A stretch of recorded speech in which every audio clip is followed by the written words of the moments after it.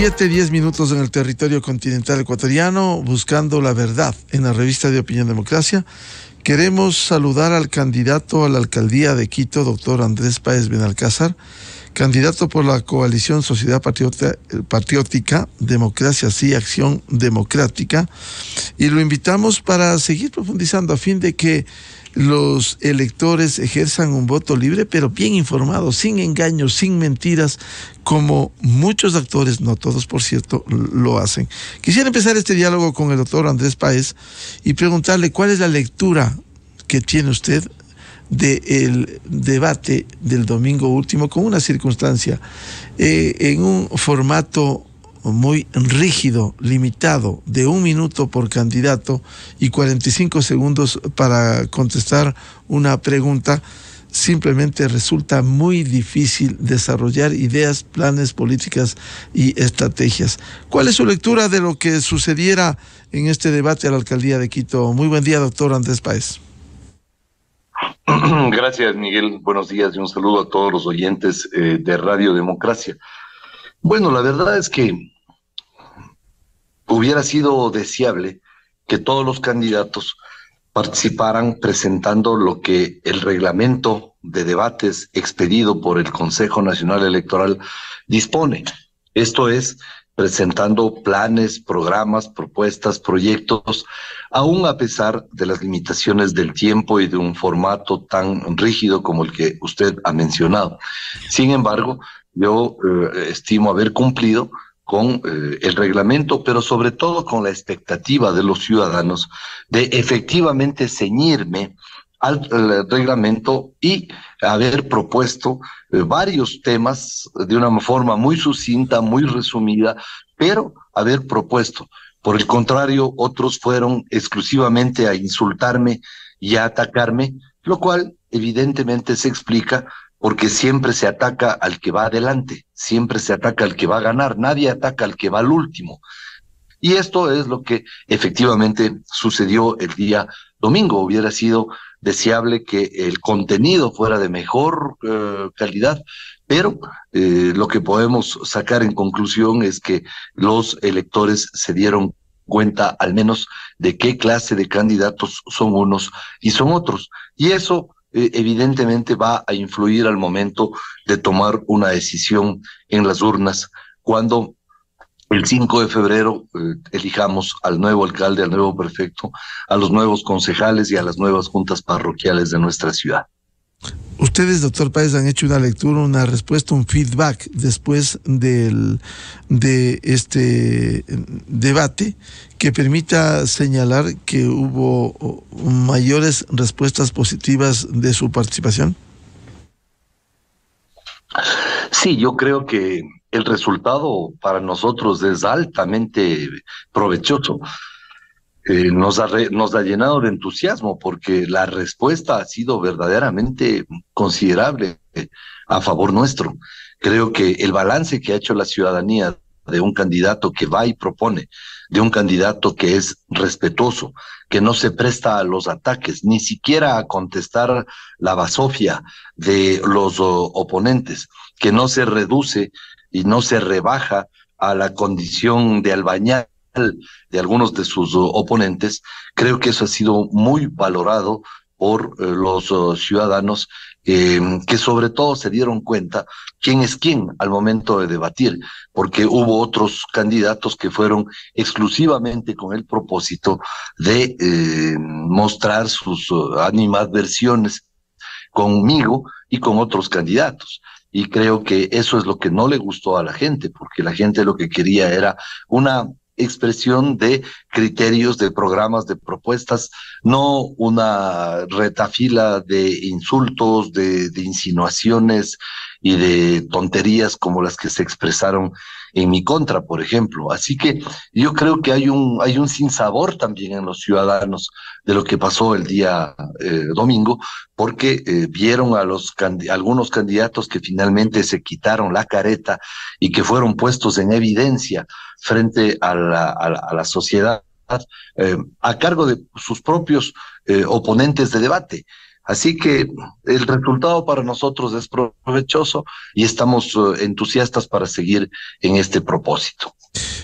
Pero ¿por qué cree, para pasar a los temas que le interesa a la ciudadanía, los temas, los planes, las políticas, el plan de Quito, ¿por qué cree que se enfilaron contra usted, incluso con argumentos que buscan protagonismo de otros candidatos?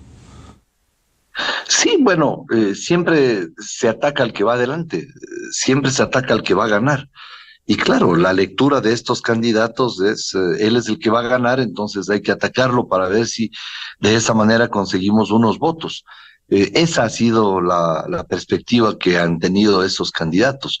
Por lo tanto, el resultado creo que les salió el tiro por la culata, porque lo que la gente más bien ha hecho es una evaluación negativa de ese tipo de actitudes que los ciudadanos estiman es contraria a lo que se había planteado en el marco del debate que estamos glosando. Sobre los temas que interesan a los electores, a los ciudadanos, a los ecuatorianos y extranjeros que residimos en Quito, dentro de su plan, uno de los problemas fundamentales es afrontar la inseguridad ciudadana, la violencia, el narcotráfico, los robos. ¿Cómo usted piensa desarrollar para que llene la expectativa de quienes se sienten inseguros en Quito?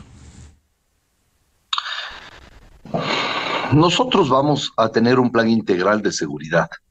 Vamos a colocar muchas cámaras, las suficientes como para hacer un control en línea de lo que significa la comisión de delitos. Vamos a recuperar el 40% de las unidades de policía comunitaria. También vamos a impulsar el programa de botones de pánico en los locales comerciales para que los puedan accionar con el pie, no de otra manera que pueda verse por parte de los delincuentes.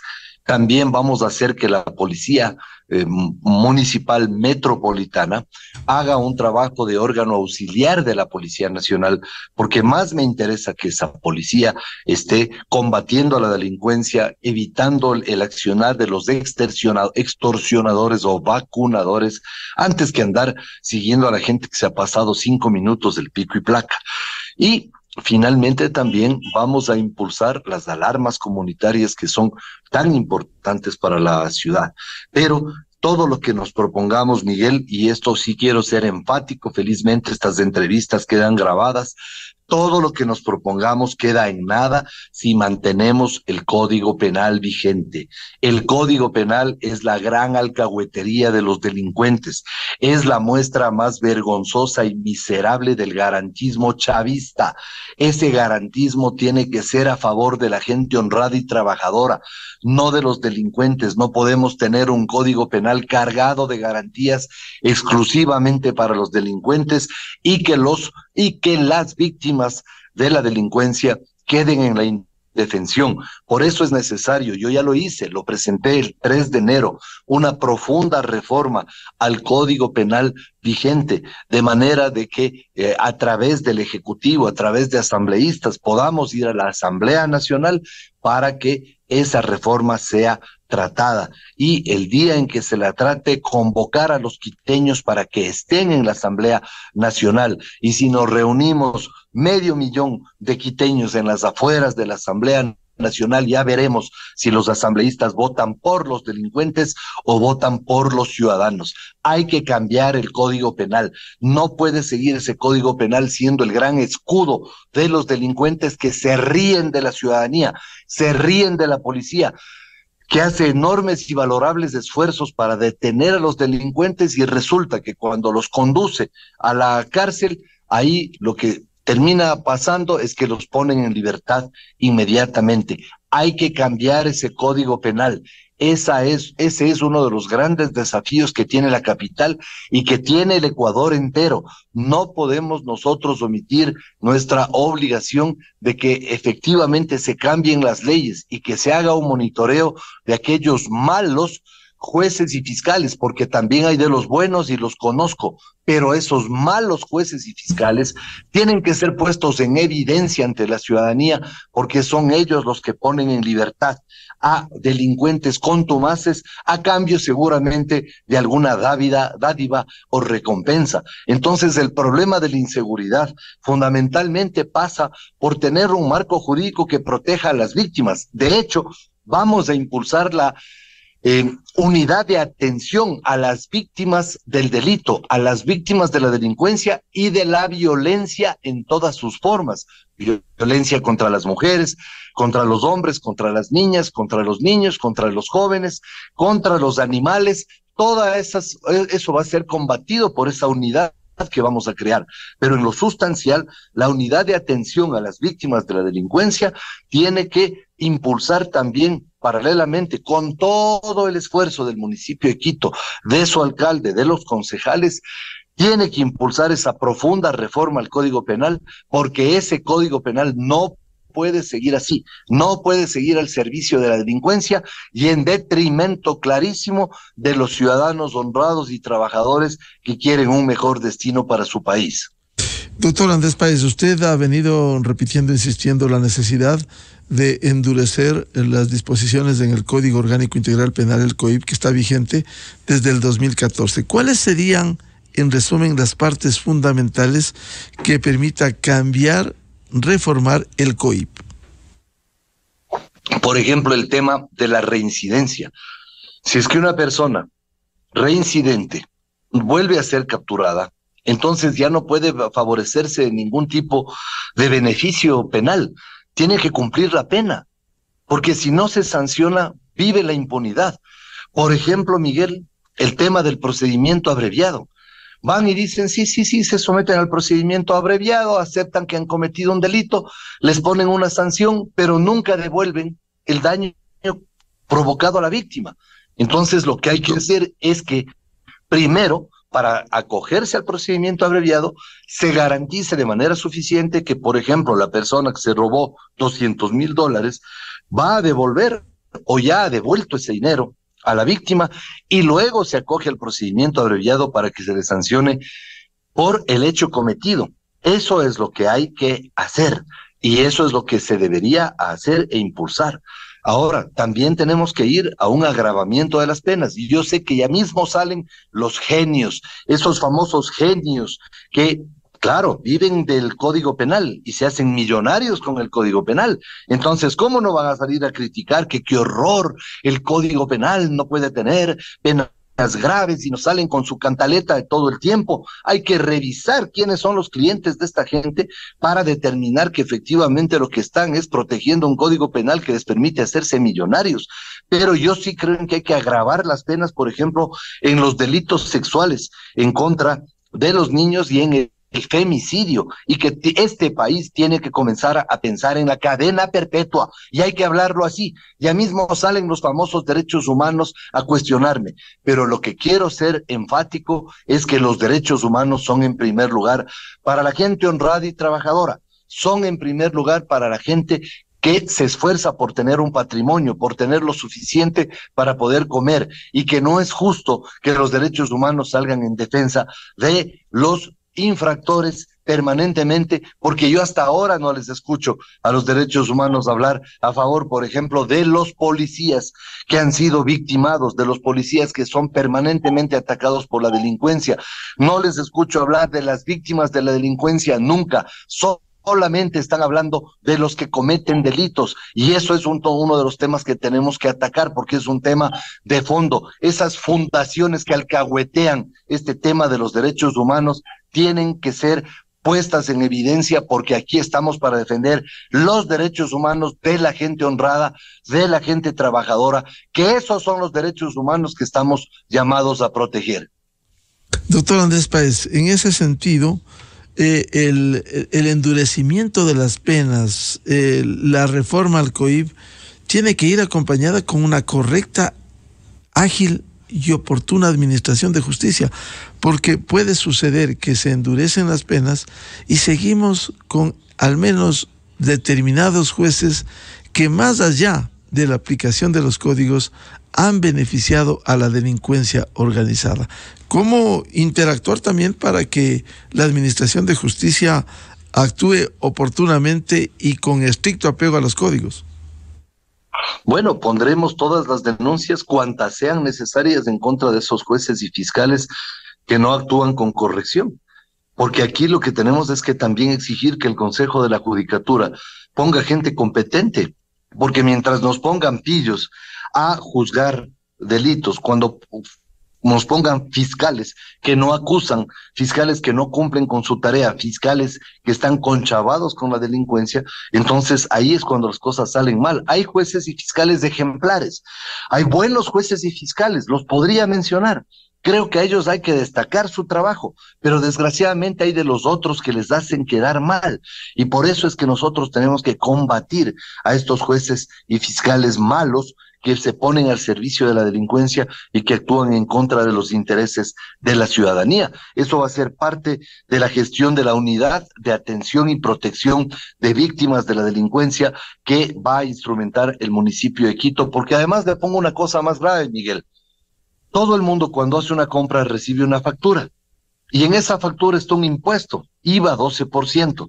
Hay que explicarle a la gente que ese impuesto sirve para pagar los honorarios de los abogados de la Defensoría Pública que defienden gratuitamente a los delincuentes que nos roban en las calles. Es decir, nosotros pagamos los honorarios de los abogados de los delincuentes que nos asaltan, que nos desmantelan los vehículos, que se meten en las casas, que violan, que ultrajan, porque resulta que en la filosofía de la Defensoría Pública esos delincuentes sí tienen un derecho a un abogado, pero las víctimas de la delincuencia no lo tienen. Bueno, vamos a hacer nuestra propia unidad para atender a las víctimas de la delincuencia de manera de que no se salgan con la suya los delincuentes. Y vamos a hacer y que se ponga en evidencia este sistema deformado. No digo que los infractores no deban tener quien les patrocine. Está bien que les patrocinen. La pregunta que me hago,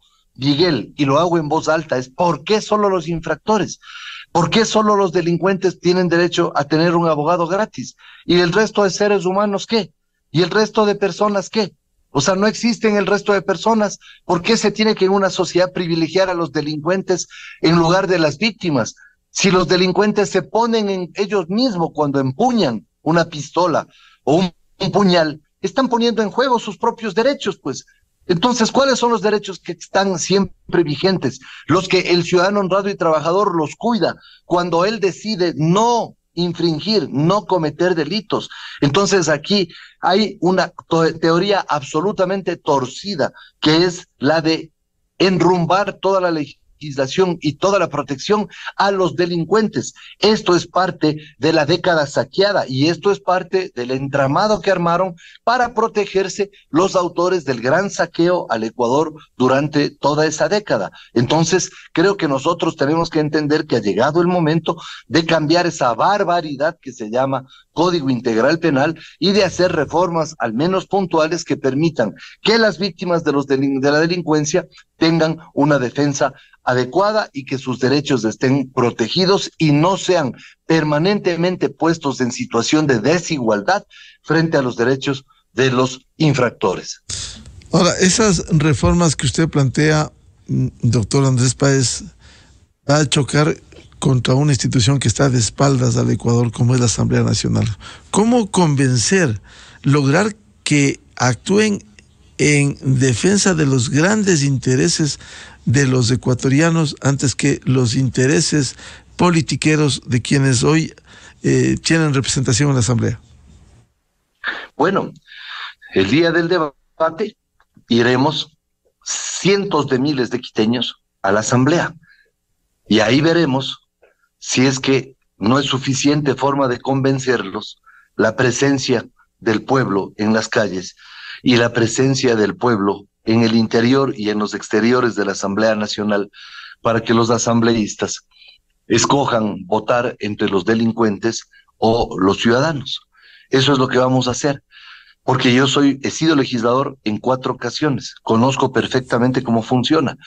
Y nosotros tenemos que utilizar la movilización y el poder popular, el poder de presión de la gente, cuando le convoquemos a la gente a que se dé unas horitas para ir a la Asamblea Nacional. Y ahí en la Asamblea Nacional exijamos de forma clara, contundente y categórica que se aprueben las reformas en favor de los ciudadanos, en favor de la gente humilde, de la gente trabajadora, de los jóvenes que no resisten seguir siendo asaltados, les quitan las computadoras, las mochilas, los bolsos a las mujeres fuera de la universidad, en el bus, cuando van a un supermercado, cuando la gente está en un restaurante, entran los asaltantes, ya basta. Y a todos esos asaltantes hay el Código Penal lleno de garantías, que sí, que el 2x1, que el 3x1, que el 5x1, que el beneficio papal, que la sustitución de medidas, que la prelibertad y que no sé qué, y que no sé cuánto y tantas cosas, todo en favor de los infractores y nada en favor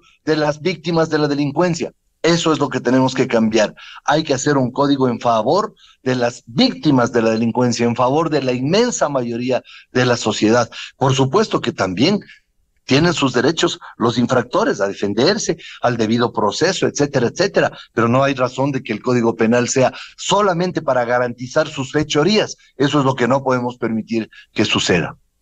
Sin perjuicio de ser quizás la mayor preocupación, la inseguridad en Quito y en general en el país, hay otro tema importante que es bueno explicarlo, doctor Andrés Páez: cómo enfrentar el problema económico en Quito. No le corresponde al municipio solucionar el tema del empleo, de la pobreza, pero sí contribuir desde sus políticas del gobierno local que permita contribuir a afrontar el problema económico. ¿Cómo lo va a hacer?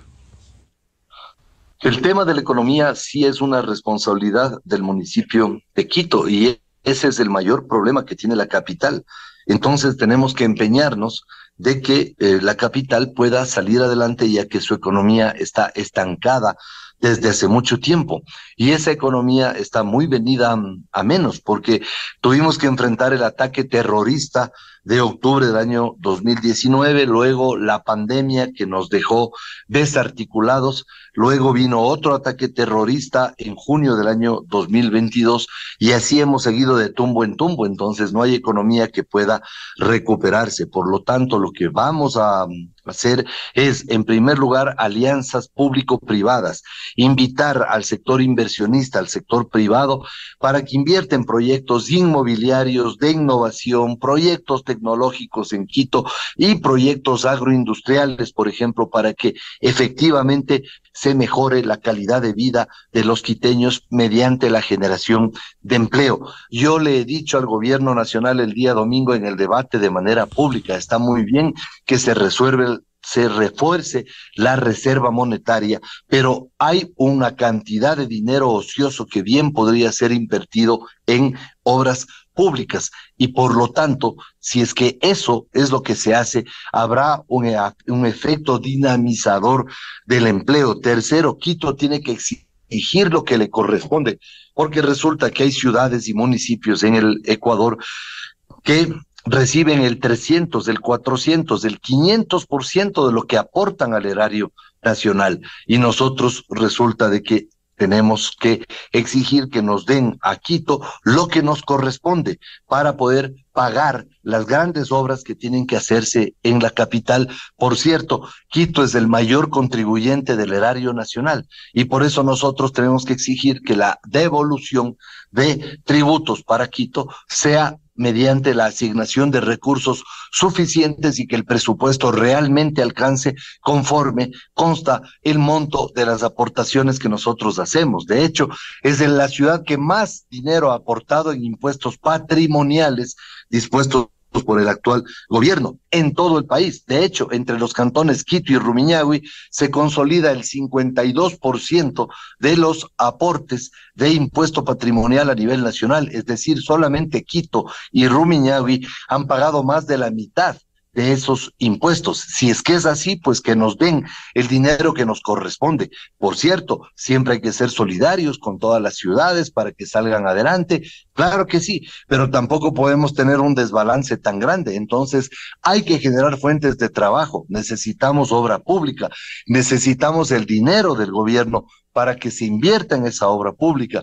Necesitamos que efectivamente tengamos un apoyo por parte del gobierno entregándonos los recursos que sean suficientes para desarrollar nuestros proyectos ambientales, para arreglar el tema de la contaminación ambiental, el tema del reciclaje, el tema del tratamiento de la basura que está desbordado, el tema de la siembra de 1 millón de árboles que tanta falta le hacen a nuestra ciudad, el tema de la generación de oportunidades y de emprendimientos para los jóvenes, para las madres que son jefes de familia, para los artesanos que desean renovar su maquinaria, para los jóvenes y los profesionales que desean comprar un equipo de computación o que desean adquirir tecnología.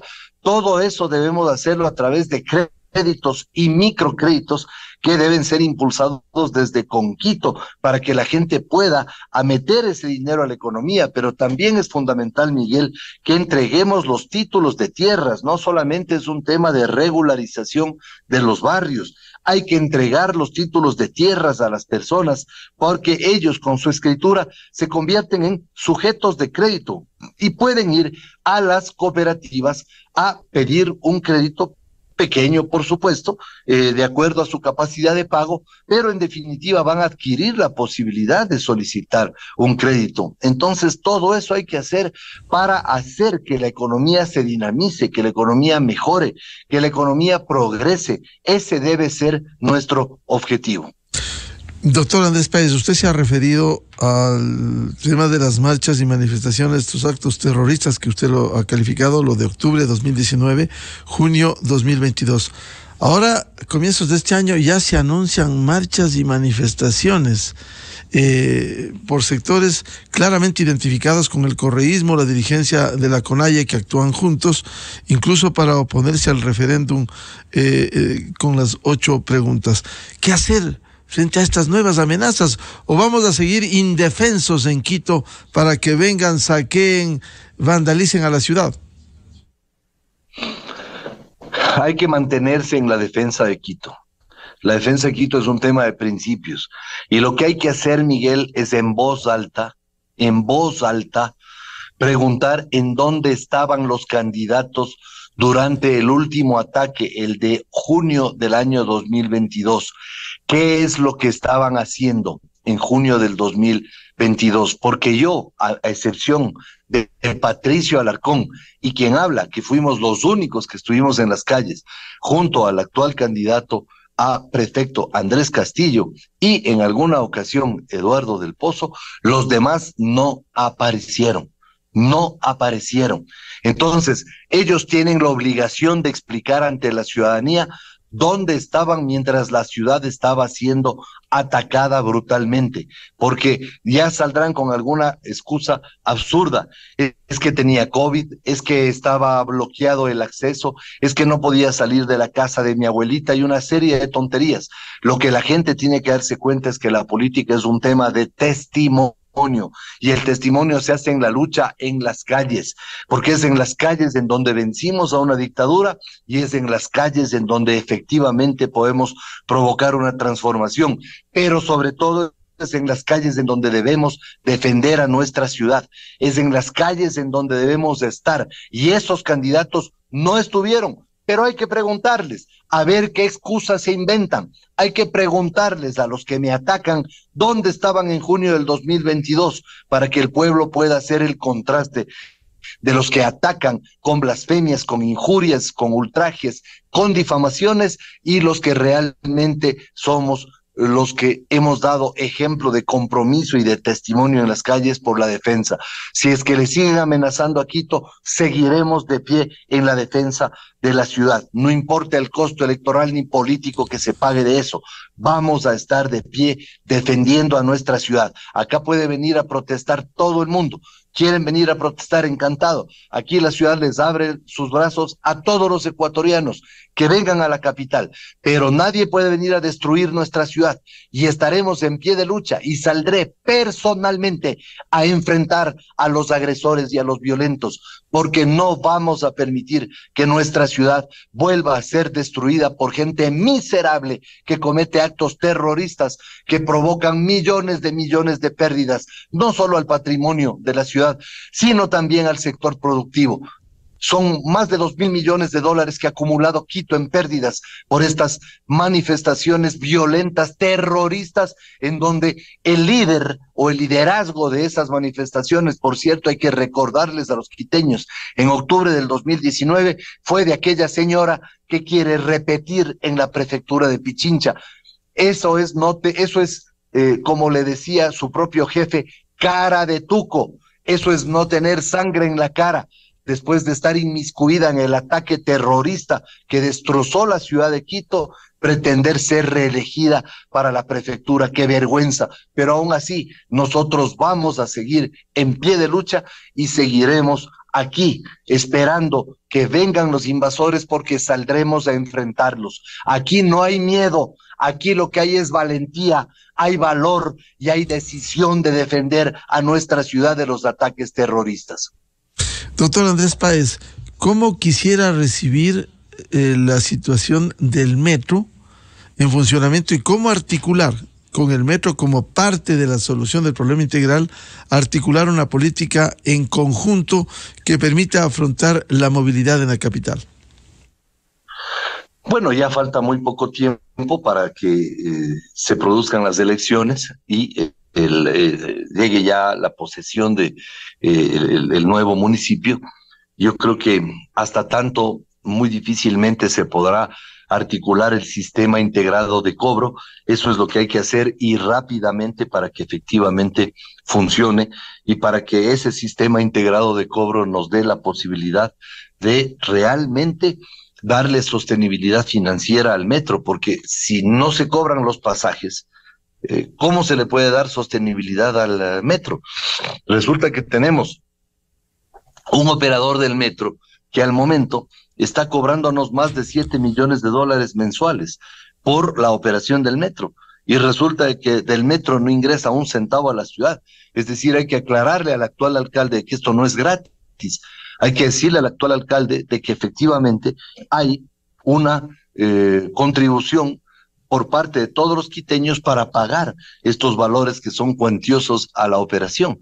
Lo que tenemos que hacer es poner a funcionar el metro solucionando primero el sistema de recaudo, luego el sistema de la guardianía interna, que es un asunto importante porque el metro debe tener su propia guardianía internamente ante las novedades o incidentes que se puedan presentar y que son comunes en todos los metros del mundo. Y luego tenemos que pensar en cómo hacerlos financieramente sostenible, es decir, tenemos que impulsar para el sur de la ciudad el Metro Sur, desde la antigua parada del Recreo, utilizando las propias rieles del tren que ya están colocadas, hasta la curva de Santa Rosa, haciendo obviamente los arreglos de carácter técnico, de ingeniería, para que efectivamente eso pueda tomar cuerpo, pero con eso se estima que se le podría dar al metro alrededor de 100,000 pasajeros diarios. Y en la zona norte hay que prolongar el metro primero hasta la zona de Calderón, Marianitas, Carapungo, Zavala, Ciudad Bicentenario, La Comuna, etcétera, para que allí haya un buen servicio a favor de quienes viven allí, que puedan incorporarse al metro, y por el otro lado, que el metro vaya también hasta La Ofelia. Entonces, de esa manera podríamos, con estos dos ramales, darle alrededor de 140,000 pasajeros más al metro, más los pasajeros que se estima que estarían cerca de las paradas y que estarían interesados en usar el metro, que serían algo así como 100,000, estaríamos hablando de alrededor de 400,000 pasajeros que se integrarían al sistema del metro, y esos 400,000 pasajeros serían los que le den sostenibilidad financiera al metro de Quito. Ese tiene que ser nuestro empeño. En primer lugar, ponerlo a funcionar y darle sostenibilidad financiera para que pueda sostener el subsidio que existe a la tarifa y también para que pueda sostener el municipio de Quito la operación cabal de este sistema. Aparte de eso, hay que llamar a los señores transportistas para hacer todas las rutas de alimentación al metro, los alimentadores desde los extremos norte, sur, este y oeste de la ciudad, desde los extremos que resultan distantes de las paradas. Eso hay que hacer con los transportistas. Yo no me voy a pelear con los transportistas. Les vamos a exigir que cumplan la ley. Les vamos a exigir que ya basta de competencias entre buses en las calles.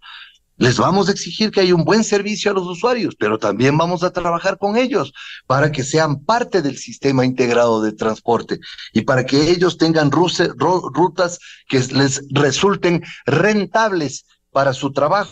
Entonces, todo eso tenemos que articular de manera mancomunada con quienes integran este servicio público de transporte, que son los transportistas.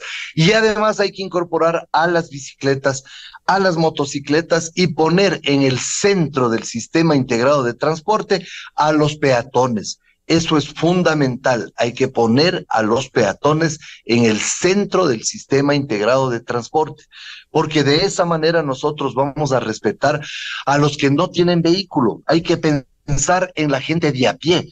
Hay que pensar en la gente que no tiene la posibilidad de desplazarse en un vehículo particular. Y por eso hay que pensar en ellos y ponerlos en el eje del sistema integrado de transporte. Doctor Páez, usted habla de la ampliación de los ramales de servicio del metro. ¿Cómo piensa financiar de plantear esto? ¿Cómo piensa financiar esto?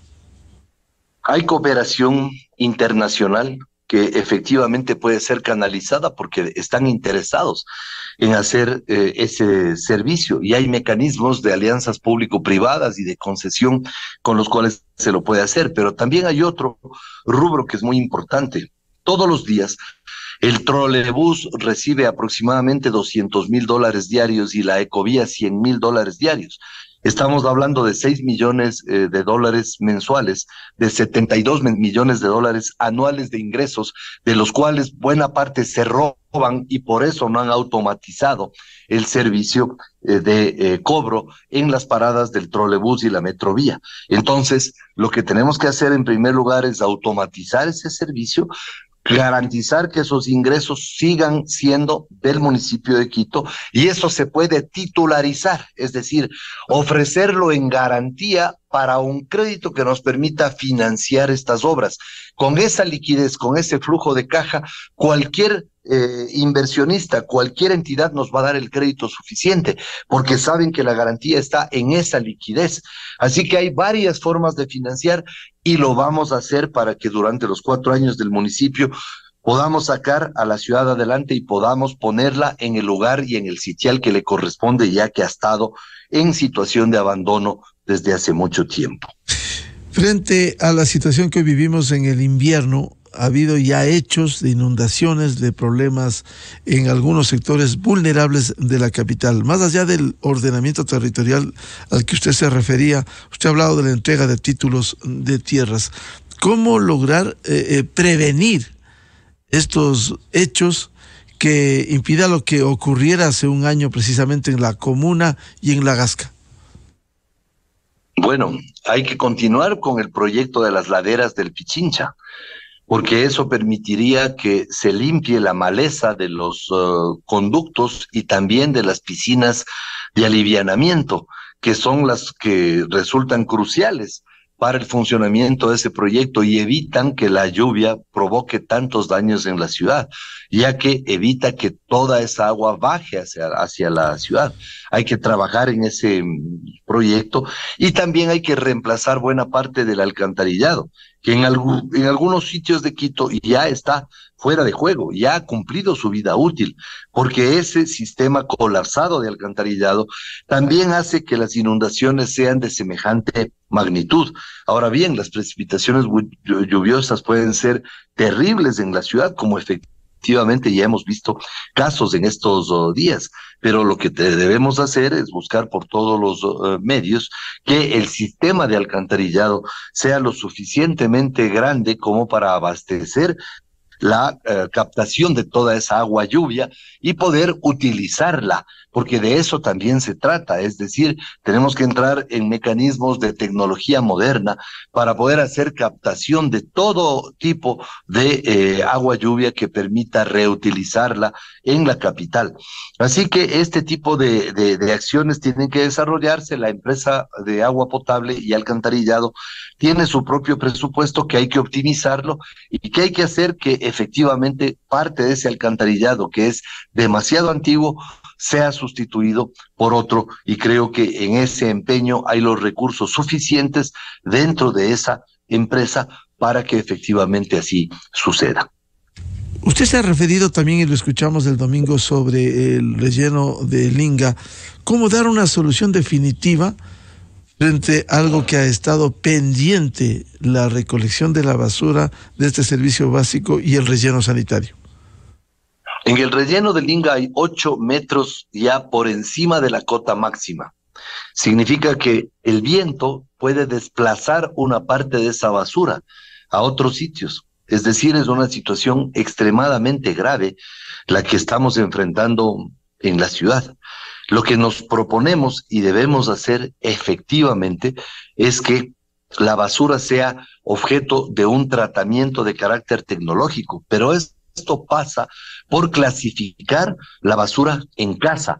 El primer paso es clasificar la basura en casa. Entonces, lo que debemos hacer en primer lugar es separar los desechos orgánicos del plástico, del papel y del cartón y de otras cosas que no encajen directamente en estas 3 clasificaciones.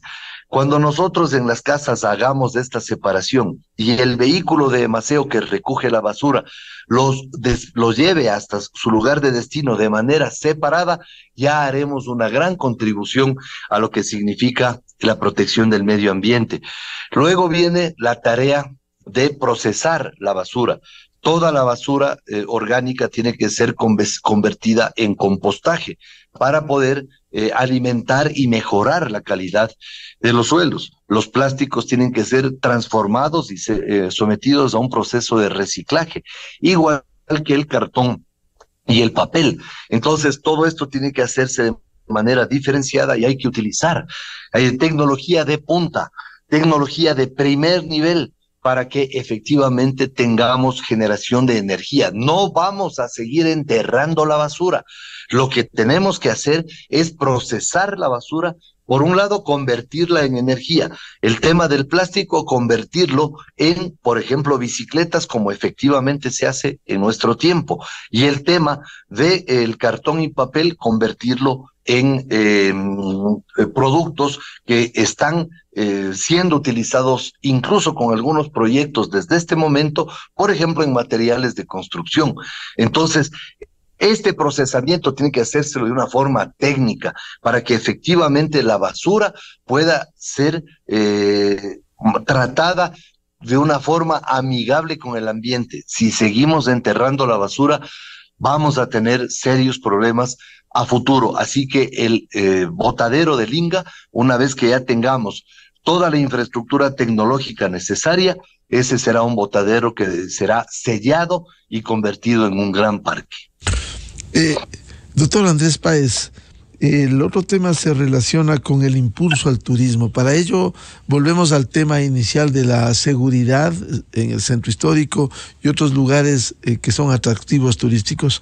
¿Cómo sembrar confianza e impulsar al turismo en la capital? No habrá turismo posible si no trabajamos intensamente en la seguridad. Esta tiene que ser definitivamente nuestra prioridad y así lo vamos a hacer. Entonces vamos en primer lugar a enfocarnos en la seguridad, luego vamos a trabajar con los gremios vinculados con el sector turístico para con ellos impulsar varias medidas. Las primeras, acogernos a garantías de carácter tributario que el municipio tiene que impulsar para mejorar el tema del turismo. Segundo, poner reglas claras de juego con el turismo, de manera de que haya seguridad jurídica suficiente para los proyectos de inversión turística. Tercero, tenemos que trabajar no solamente en el eje del centro histórico y del casco colonial, sino también en la mitad del mundo y en el desarrollo de nuevos atractivos. Yo conozco durante esta campaña, he vuelto a visitar barrios de Quito que realmente podrían ser convertidos en enclaves turísticos de la ciudad porque tienen una composición arquitectónica que es verdaderamente muy bonita, muy bella, muy agradable. Y claro, en materia de turismo tenemos que hacer que el turismo de la capital se integre como otras rutas turísticas del país, como Galápagos, como la Amazonía, como la Sierra Central, como la parte norte de la Serranía, como el Azuay y el Austro, y el sur del país con Loja. ¿Por qué? Porque de esa manera provocamos que el número de personas que se quedan en Quito a disfrutar de la ciudad crezca y que la ocupación de los hoteles en Quito también crezca. Ese es un desafío que nos hemos propuesto y que lo tenemos por delante. En el caso del centro histórico, tenemos que sacar del centro a gente indeseable que se ha tomado nuestro casco colonial especialmente. Hay que sacar a delincuentes y a otras personas cuyo lugar no es el centro histórico y hacer que el centro histórico sea un lugar de visita obligada por parte de los ciudadanos extranjeros y nacionales que vienen a la capital. Y por esa razón tiene que haber un proyecto, pero intensivo, para que el turismo sea impulsado en la zona del centro histórico. Y claro, vamos a pedirle al gobierno el edificio de UNASUR, porque ese edificio que está ya ahí cayéndose, que está en muy mal estado por el descuido, que está sufriendo un daño permanente, lo podemos convertir en un gran museo que se integre al entorno de la mitad del mundo y hacer que San Antonio de Pichincha se integre al edificio UNASUR y al edificio y a las instalaciones de la mitad del mundo, para que al menos la calle que da como acceso principal de San Antonio desde las instalaciones de la mitad del mundo sea convertida en un lugar que también sea parte del entorno turístico de esa zona. Así que hay mucha materia en la cual trabajar en materia de turismo para nuestra ciudad. Doctor Andrés Páez, un tema del que no nos podemos sustraer y porque está en campaña, está en análisis, la consulta popular. Al menos hay preguntas como la primera, que se conecta con los niveles de inseguridad que vivimos en el país y en la capital. La extradición de ecuatorianos que hayan cometido delitos relacionados con el crimen organizado transnacional. El decir no, por ejemplo, no se está demostrando que se está defendiendo la existencia de bandas criminales que están haciendo tanto daño al país. Por supuesto. Por eso yo soy claro y categórico. Voy a votar todo sí. Y hay que decirle a la ciudadanía que hay grupos políticos que han cobrado $1 millón para hacer campaña por el no. Entre ellos, la Revolución Ciudadana, el Partido Socialista y otros grupos políticos que han cobrado dinero para hacer campaña por el no. Es decir, grupos políticos que están en contra de reformas fundamentales como la extradición, como un mecanismo para el combate al crimen organizado, que están en contra, por ejemplo, de que se reduzca el número de legisladores, que están en contra de reformas de carácter ambiental que son necesarias para protegerle al país de prácticas indeseables que terminan dañando el medio ambiente. Es decir, aquí no hay cómo darse las vueltas. El que está con el no tiene que explicar por qué está con el no. Y los que estamos con el sí lo decimos claro y categóricamente. Estamos con el sí porque estamos con la República. Estamos en la defensa de la República. Y vamos a seguir en la defensa de la República. Esa es nuestra obligación y vamos a trabajar en la defensa de la República. Así que esto que quede claro. Los que están por el no tienen que explicar qué tipo de vínculos tienen para estar con el no. Los que estamos por el sí explicamos claramente nuestro vínculo. Estamos con la sociedad, estamos con la República, estamos con el mantenimiento del orden, estamos con la democracia, con el régimen constituido, estamos con las instituciones con el fortalecimiento de esas instituciones. Estamos con la defensa de la patria. Para eso hay que estar con el sí. Y yo he sido claro y categórico, estoy con el sí, y así lo he hecho público y nuevamente lo ratifico. 7 veces sí, sí, efectivamente, votaré 7 veces sí, y siempre condenaré a aquellos que están trabajando por el no. ¿Por qué 7 veces sí o las 8 a las 8 preguntas? Perdón, me equivoqué. Ya. 8 veces sí. Sí, y la reforma política, usted que ha sido un actor político, ¿cómo lograr cambiar este sistema prostituido político en donde hay más empresas electoreras que se visualizan en estos procesos electorales antes que un trabajo por el país, sino que se sirven del país o de la ciudad? Bueno, yo creo que la primera cosa que hay que hacer en esa materia es cambiar el código de la democracia, que tiene pasajes totalmente absurdos. Por ejemplo, ese código de la democracia establece un mes de campaña, que en un cantón pequeño, quizá de 15 o 20 mil personas, me parece tiempo suficiente. Pero en una ciudad, la más grande del país, de 3.270.000 habitantes, ¿cómo hacemos campaña en un mes? Es una barbaridad. Es una barbaridad. Ese código de la democracia, hecho a imagen y semejanza de la dictadura, tiene que ser modificado. Por ahí va a comenzar la reforma institucional que permita que tengamos partidos eficientes, partidos comprometidos con la sociedad, partidos que realmente cumplan con un deber de canalizar las inquietudes de los ciudadanos y ponerse al servicio de la gente, no como otros partidos que se han puesto al servicio del no en la consulta, es decir, al servicio de grupos criminales. Entonces, esas transformaciones tienen que comenzar por hechos concretos y por hechos que deben ser relevantes, como la reforma al Código de la Democracia. En mi opinión, es más, ese Código de la Democracia tiene que ser tirado a la basura y hacer una verdadera ley de organizaciones políticas que permita su funcionamiento a cabalidad y no el disparate que tenemos que soportar en este tiempo. Y el quitarle atribuciones a ese mamotreto de Consejo de Participación Ciudadana que pase a la Asamblea Nacional, ¿cuánto puede incidir? Porque el modelo concentrador del poder de la Revolución Ciudadana fue tomarse el Consejo de Participación Ciudadana y nombrar a las autoridades de control, y ahí están los resultados, pero tangibles, reales. Un contralor de 100 sobre 100 como Carlos Polid, con sentencia ejecutoriada en el Ecuador, 6 años por concusión, procesado en los Estados Unidos, y los fiscales que han pasado durante esa administración. ¿Cómo ve usted este planteamiento de reforma, al menos cuando en algún momento debiera desaparecer este consejo? Ese es el peor engendro de la dictadura, ¿no? Y de la Constitución de Montecristi. Y en eso yo creo que hay una deuda pendiente por parte del gobierno nacional. En su momento el gobierno tiene la obligación de convocar a una consulta popular para tirar a la basura ese mamotreto que es la Constitución de Montecristi, un acuerdo o un contrato social fraudulento.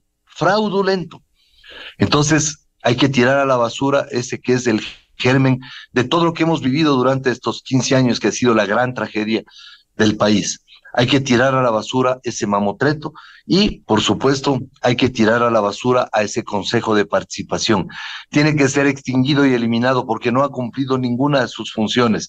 Se dijo que iba a luchar contra la corrupción y durante la dictadura lo que hizo es socapar y alimentar y alentar la corrupción generalizada de la década saqueada.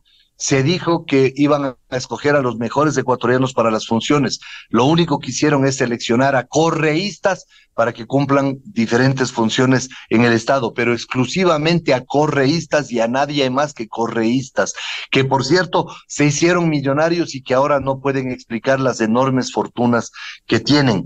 Eso es lo que nosotros tenemos que combatir. Ese Consejo de Participación tiene que ser tirado a la basura y sus archivos pasar a otra institución, porque no podemos seguir tolerando una cosa tan bárbara, tan vergonzosa, tan repugnante como un Consejo de Participación que sirvió de gran alcahuete para designar a autoridades incompatibles con el destino del Ecuador incompatibles con el deseo de cambio que todos los ecuatorianos legítimamente tenemos. Doctor Páez, ¿y cómo piensa impulsar el estatuto autonómico que incluso dentro de un proceso llegará hasta la consulta popular?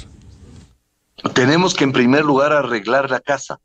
Tenemos que en primer lugar solucionar los temas internos.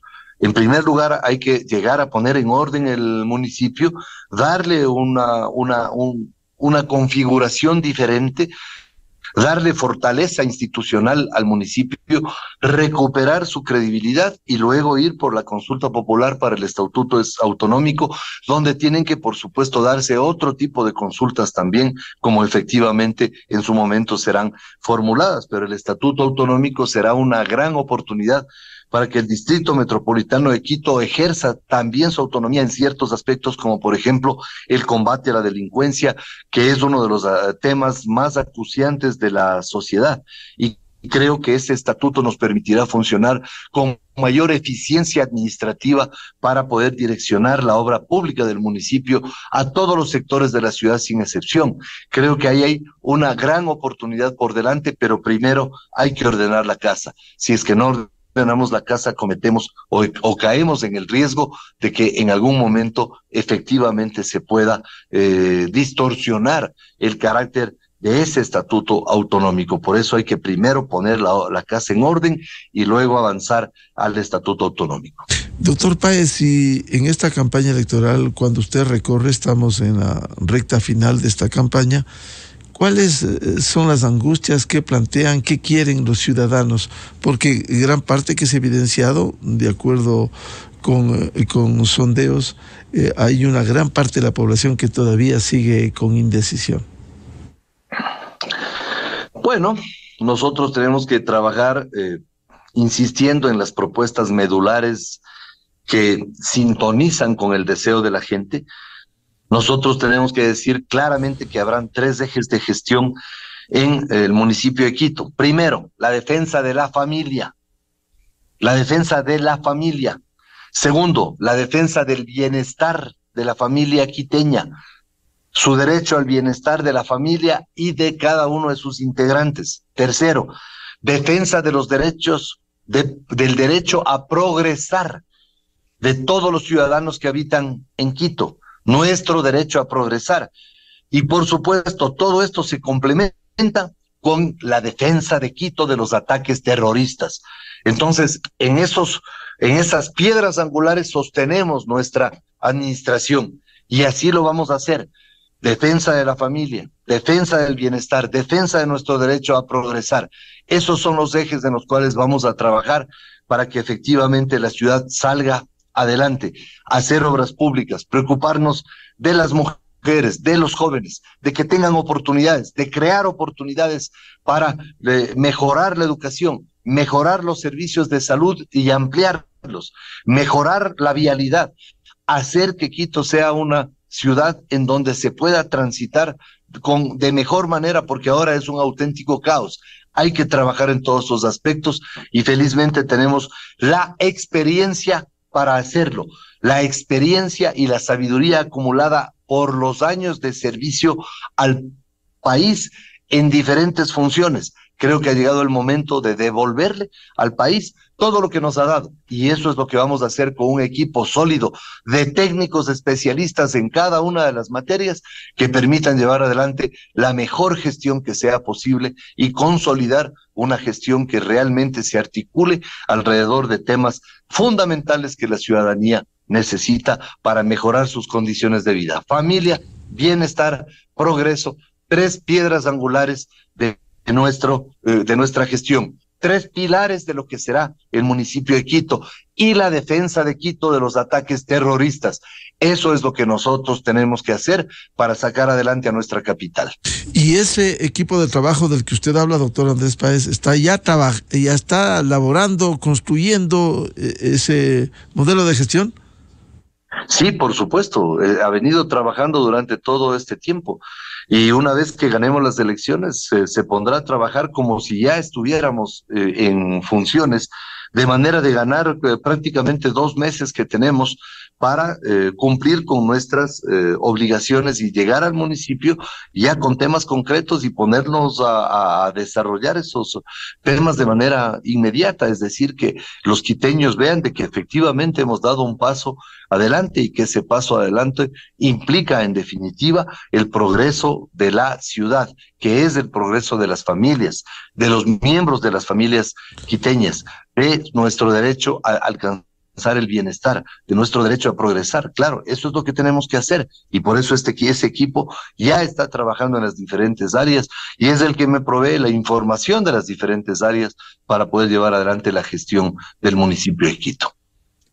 Doctor Andrés Páez, hay algunos informes que han costado, han tenido destino, ha habido recursos del municipio para hacer consultorías como el de ordenamiento territorial. ¿Usted tomará esos informes, los fortalecerá, va a hacer nuevas consultorías? ¿Cómo piensa impulsar al menos algo que ya se ha trabajado, se ha investigado en la capital? Hay que recoger todos esos informes. Pueden ser insumos muy favorables y muy positivos. Hay que recoger una gran cantidad de proyectos que ya están en el municipio de Quito y que no han sido instrumentados, proyectos que están terminados, estudios que han sido realizados, que en su momento estuvieron en una oficina que era de proyectos y que luego desde la administración trágica para Quito del alcalde Barrera, se desarticuló esa oficina. Entonces hay que recuperar todos esos buenos proyectos que existen y ponerlos en funcionamiento. Hay que recuperar gran parte de la actividad que podemos desarrollar en nuestra ciudad a través de informes, proyectos y consultorías que ya están desarrollados, pero lo que no vamos a hacer es convocar a consultorías cuando tenemos suficiente personal que puede desarrollar este tipo de trabajos, a menos de que sean consultorías especializadas. Así que vamos a poner al servicio de la ciudadanía esos proyectos que en algunos casos habrá que actualizarlos, pero que de todas maneras ya han sido objeto de un pago por parte del municipio, por lo tanto hay que aprovechar ese material para que efectivamente la ciudad se nutra de esos elementos. ¿Qué les dice finalmente en este diálogo el candidato a la alcaldía de Quito, doctor Andrés Páez, frente a la expectativa que hay para las elecciones del 5 de febrero? Bueno, yo creo que la ciudadanía tiene una gran oportunidad. Esta oportunidad, después de tener una ciudad que ha venido de tumbo en tumbo, tenemos prácticamente 3 administraciones fallidas, las últimas. Creo que esta es una gran oportunidad para sacarle a la ciudad adelante.